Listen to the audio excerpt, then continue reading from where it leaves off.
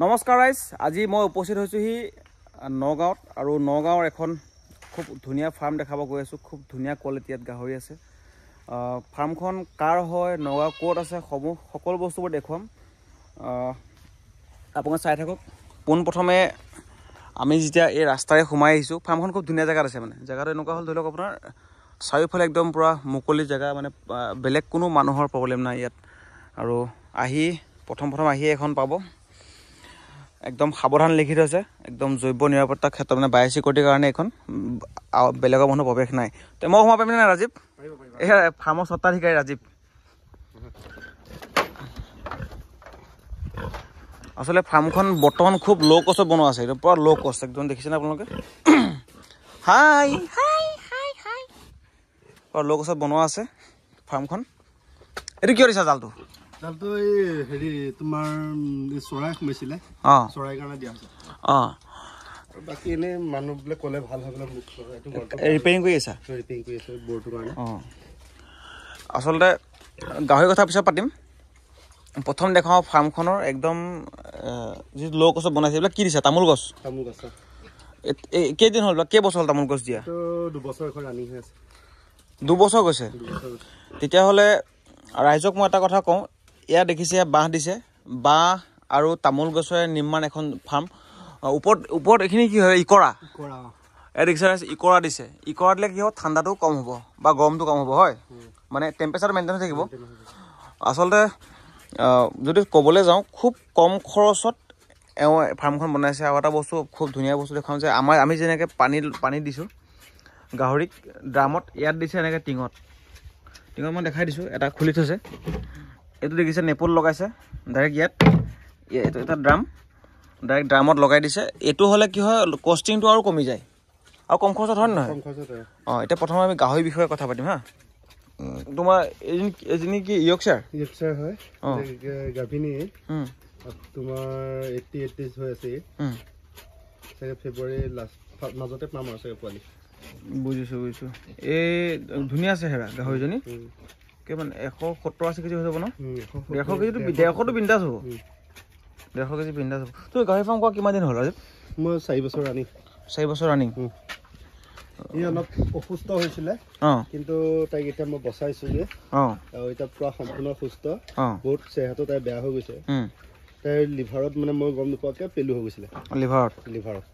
এতিয়া তাই বৰ্তমান সুস্থ আৰু ধুনীয়াকৈ দানা চানা খাইছে। এই পোৱালি দিলে নেকি? পোৱালি দিলে তাই। পোৱালি কিমান দিলে? পোৱালি তাই 9টা পোৱালি দিছে। 9টা পোৱালি দিছে ন? কিন্তু এটা বস্তু ক'বলৈ যাওঁ, এনেকৈ ল' কষ্টত ফাৰ্ম বনালে যথেষ্টখিনি মানে কম খৰচত হৈ যায়।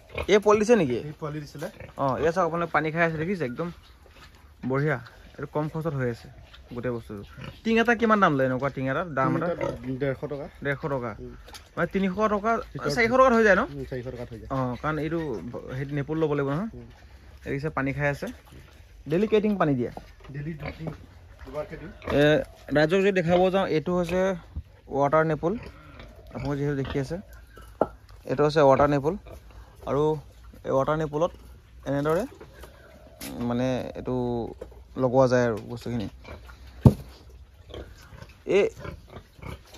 এই চাওক, এই পানী খাই আছে। ইহঁতক ডেইলি কেইটিং দিব লাগে? 3টা আছে নহয়? দুবাৰকৈ দিব লাগে। দুবাৰকৈ ন?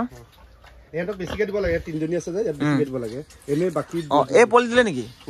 এই পোৱালি দিলে ন? দিলে। আৰু বাকী এই মই যে কৈছিলোঁ পোৱালিটো যে নষ্ট কৰিছিলে, এই পোৱালি বেয়া হৈছে প্ৰথমবাৰ। একো নাই, এইটো হৈ যায়, মানে কিবা ইনফেকশ্যনৰ কাৰণে। এইকেইটা তোমাৰ হেৰি চব ক্ৰছবিট হয়? ক্ৰছবিটে হয়। ধুনীয়া চেহেৰা, একদম দীঘল ওখ। কিন্তু দানাটো কমাই দি আছে, চেহেৰাটো ফিক্স নহয়। এতিয়া তুমি দানা বেছিকৈ দিলে পেটলি হৈ যাব ন?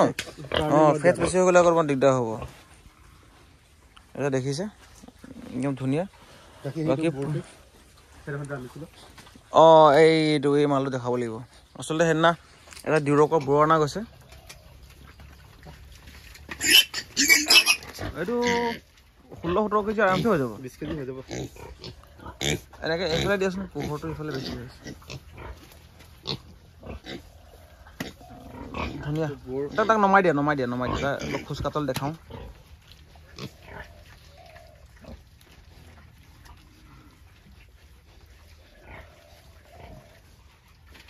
মই এইকেইটা পোৱালি বহুত প্ৰব্লেম। তাৰ টিকাত কি হ'ল? টিকাত কি হ'ল? টিকাত মানে আনোতে তেনেকুৱা এটা হেৰি হৈ আছিলে, মই ভাল কৰিছিলোঁ তোকো।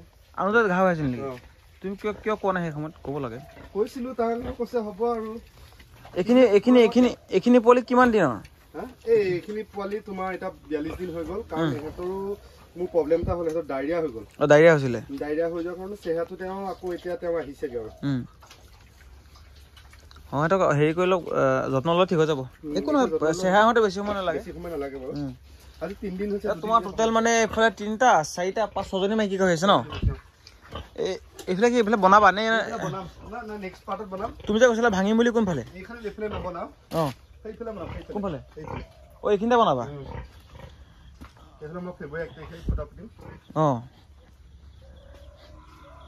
মই ভাবিছোঁ এইখিনি বুলি ভাবিছিলোঁ। এইখিনি কিনিছোহে নতুনকৈ। বঢ়িয়া।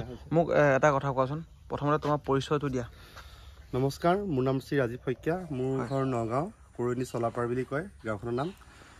আৰু আজি 2-3 দিনৰ ওপৰত যিটো বাতৰি প্ৰচাৰ হৈ আছে, চৰকাৰে যিখিনি কৰিছে সেইখিনি সম্পূৰ্ণ বিৰোধিতা কৰিছোঁ। কাৰণ আমি থলুৱা পালক হয়, আৰু চৰকাৰে যিখিনি মানুহক বা ফাৰ্মখনত কাম কৰিবলৈ বা আমি গু পেলাবলৈ তেনেকুৱা ধৰণৰ আমি বিচৰা নাই। আমি নিজে পালক কৰে আৰু নিজে কাম কৰিম, আৰু সম্পূৰ্ণ মই বিৰোধিতা কৰিছোঁ এইটো। আচলতে মই যদি ক'বলৈ যাওঁ, চৰকাৰে এটা CP পিগাৰী বুলি এটা ডাঙৰ কোম্পানীক মানে অসমত আনি পেলাই তোমাৰ মোৰ নিচিনা মানুহক মানে ডিঙি চেপা ধান্দা কৰি আছে, যাতে এই গোটেই অনুষ্ঠানটো, গোটেই পিগাৰী ইণ্ডাষ্ট্ৰিটোক যে বহিৰাগত কোম্পানী যে দি দিব। এনেকৈ ডেভেলপমেণ্ট নহয়। ডেভেলপমেণ্ট কেনেকৈ হয়? আজি সি নিজে কাম কৰি আছে, মই নিজে কাম কৰি আছোঁ। তাৰ জেগাত সি গাহৰি বেচিছে, সি নিজে পইচা পাই আছে। তাৰমানে কি, পইচাটো আমাৰ নিজৰ হাতত উঠি গৈছে। আৰু যেতিয়া CP পিগাৰী যে কাম কৰিব, পইচাটো যাব থাইলেণ্ডলৈ। তো থাইলেণ্ডলৈ যদি পইচা যায়, আমি ইয়াত ডেভেলপমেণ্ট কৰা কি থাকিল? ইয়াত আমাৰ পইচাটো বেলেগ। আমি জাষ্ট লেবাৰ কাম কৰিলোঁ ন? আমি হ'লো জাষ্ট মাত্ৰ লেবাৰ। আমি লেবাৰ কৰিব কাৰণে থকা নাই। মাননীয় মুখ্যমন্ত্ৰী মহোদয়, মই বাৰে বাৰে কৈছোঁ, আপোনাৰ ল'ৰা হৈছে 18-20টা কোম্পানীৰ মালিক। এই কথাটো মই কোৱা নহয়, বিভিন্ন নিউজ চেনেলত প্ৰচাৰ চলি আছে। হাজাৰ আপোনালোকে চাহ বাগানৰ মালিক। আপোনাৰ ল'ৰা ছোৱালীয়ে গাহৰি নোপুহিলেও আপোনালোকে চলিব পাৰিব। আৰু কৃষ্ণেন্দু পাল ডাঙৰীয়া, মিনিষ্টাৰ ডাঙৰীয়া, আপোনাৰ ল'ৰা ছোৱালীও চাগে তেনেকৈ বহুত সম্ভ্ৰান্ত ঘৰৰ মানুহ। আপোনালোকৰ ল'ৰা ছোৱালীয়ে গাহৰি মুৰ্গী নোপুহিলেও হ'ব। আজি এজন দেখিছে যে এওঁ এজন শিক্ষিত যুৱক। আজি এই গাহৰি ফাৰ্মখন চলাই নিজৰ পৰিয়াল পোহপাল দি আছে। কিন্তু আপোনালোকে এনেকুৱা আৰু আমাৰ দৰে মানুহখিনিৰ ওপৰত এই CP পিগাৰীৰ যি বোজা দিব বিচাৰিছে, তাৰপৰা আপোনালোকে কি ভাবে যে ডেভেলপমেণ্ট এনেকৈ হ'ব নেকি? আপোনালোকৰ ব্যাগুম যি বিভাগটো আছে, আপোনালোকৰ যি ব্যাগুম এটা বিভাগ আছে, ভেটেনেৰি ডিপাৰ্টমেণ্ট, এই ডিপাৰ্টমেণ্টৰ কিমানকেইখন ফাৰ্ম আছে, এই ফাৰ্মকেইখনৰ অৱস্থা কি আপোনালোকে জানেনে? এই বিষয়টোৱে আপোনালোকে ছাৰ্ভে কৰক গাঁৱে গাঁৱে সোমাই, যে গাঁৱত এটা গাহৰি পুহি কেনেকৈ কামখিনি কৰি আছে। আৰু এই কামখিনি আপোনালোকে ডেভেলপমেণ্টটো কৰিবলৈ কাৰণে নিজৰ জেগাত নিজৰ মানুহখিনিক ছাপোৰ্ট কৰক। এনেকুৱা নহয় যে আপোনালোকে বাহিৰৰ মানুহৰ ইয়াত কাম কৰাব। বাহিৰৰ মানুহৰ ইয়াত প্ৰডাকশ্যন কৰিলে পইচা ক'ত যাব? বাহিৰত যাব। আপোনালোকে সামান্য সেই জ্ঞানখিনি যে আপোনালোকে ঢুকি পোৱা নাই, সেইটো মই লাজ পাইছোঁ। মানে এজন মিনিষ্টাৰ হিচাপত আপোনালোকে সেই জ্ঞানখিনি ঢুকি পাওক, যে বাহিৰৰ কোম্পানী এটা আনি অসমত প্ৰডাকশ্যন কৰা মানে কি, অসমৰ ডেভেলপমেণ্ট নুবুজায়। অসমৰ অৰ্থনীতিটো বাহিৰলৈ গুচি যাব, সেইটো কি ডেভেলপমেণ্ট বুজায় নেকি আপোনালোকৰ হিচাপত? কথাটো হৈছে, এই ৰাজীৱৰ নিচিনা আমাৰ নিচিনা এনেকুৱা লাখ লাখ অসমত গাহৰি পালক আছে, যি মানুহখিনিক আপোনালোকে ডিঙিত চেপা নামাৰিব, লগত মূৰত মাথাত CP পিগাৰীৰ যি বোজা সেয়া ঢালি নিদিব। আমি কাৰো কোম্পানীৰ গু পেলাবলৈ ৰখি থকা নাই ইয়াত আমি। আৰু এইখিনি পাতিম বাৰু। তই ৰাজীৱে নতুন প্ৰকল্প কি লৈ আছে ফাৰ্মক লৈ পেলাই? মই ফাৰ্মক লৈ নতুন ফাৰ্ম এতিয়া ফেব্ৰুৱাৰী 1 তাৰিখৰ পৰা ষ্টাৰ্ট কৰিম। হয়। আৰু যিমানবিলাক পালক আছে, মই চবকে অনুৰোধ কৰিছোঁ হাতযোৰ, যে চৰকাৰৰ বিৰোধিতা কৰক, চব ওলাই আহক ৰাস্তালৈ, যে এইটো আমি সমদল প্ৰতিবাদ কৰোঁ। হয়, আমি এইটো প্ৰতিবাদ কৰিব লাগিব। কোনো পধ্যে আমি এইটো হ'ব নিদিওঁ। আমাৰ এটা ধুনীয়া সপোন আছিল যে আমি গাহৰি ফাৰ্ম কৰিম। আমি আজি 10টা কৰিছোঁ, কাইলৈ আমি 100টা গাহৰি কৰিম। হয়, এনেকুৱা এটা যে চৰকাৰে আমাক মানে গাহৰি পালকসকলৰ মই যে টাঙোন দিবলৈ চেষ্টা কৰিব, তেতিয়াহ'লে মন যায় নেব? আমি এটাই ভাবোঁ যে আমি বহুত কষ্টৰ পৰা ডাঙৰ হৈছোঁ। প্ৰথম আমি এজনী গাহৰি আনিছোঁ, আজি 6জনী কৰিছোঁ, কাইলৈ পঢ়িলে 25জনী কৰিম বা 100জনী কৰিম।